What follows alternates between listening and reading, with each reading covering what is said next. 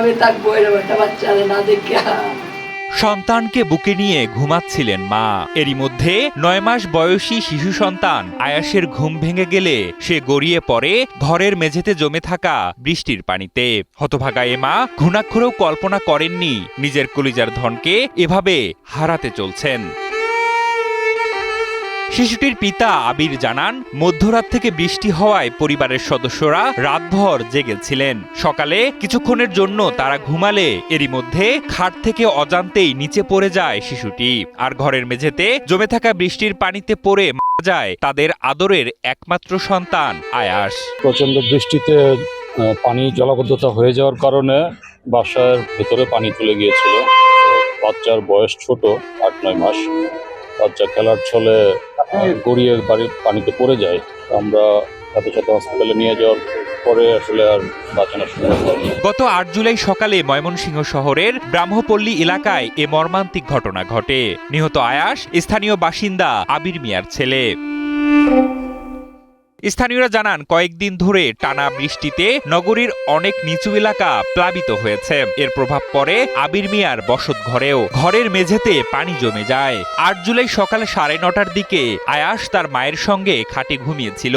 এক পর্যায়ে অসাবধানতা বশত সে খাট থেকে গড়িয়ে মেঝেতে জমে থাকা পানিতে পড়ে যায়। পরিবারের সদস্যরা দ্রুত শিশুটিকে উদ্ধার করে ময়মনসিংহ মেডিকেল কলেজ হাসপাতালে নিয়ে আসলে চিকিৎসাধীন অবস্থায় তার মৃত্যু হয়। দাদি নানি কুত্তার কি গেছে বাইরে, মানে হ্যাঁ মেয়ে কয়ে গেছে বাচ্চার দিকে খেয়াল রাখি, আমার বাইরে গেছে। পরে মনে করেন যে মা আবার শুয়ে ওই ঘুমাই দিচ্ছে, বাচ্চার দিকে খেয়াল নাই, ঠিক আছে, তো ঘুমোই। তখন মনে করেন বাচ্চা ফট করে উঠতে পড়ছে, কুত্তা খালের থেকে খেলতে খেলতে নিচে বেশ পড়ে গেছে, পানি পড়ছে, ঘরে পানি আসছিল, পরে মনে করি যে মারা গেছে যে খুব পাইতাম। স্থানীয়দের অভিযোগ, কার্যকর ড্রেনেজ ব্যবস্থা ও নিয়মিত রক্ষণাবেক্ষণের অভাবে প্রতি বর্ষা মৌসুমেই নগরীর বিভিন্ন এলাকায় দীর্ঘস্থায়ী জলাবদ্ধতা তৈরি হয়, যার খেসারত দিচ্ছে সাধারণ মানুষ।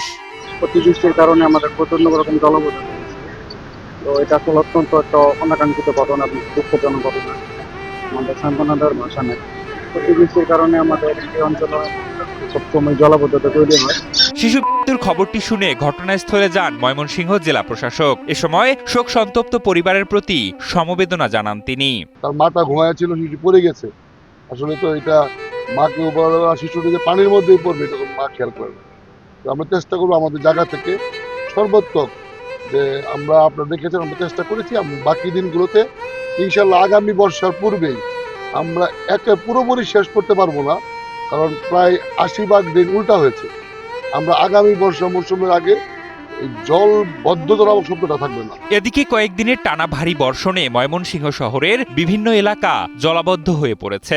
জলাবদ্ধতার কারণে হাসপাতাল, শিক্ষা প্রতিষ্ঠান এবং সরকারি বেসরকারি বিভিন্ন প্রতিষ্ঠানে যাতায়াতে চরম ভোগান্তিতে পড়েছেন নগরবাসী।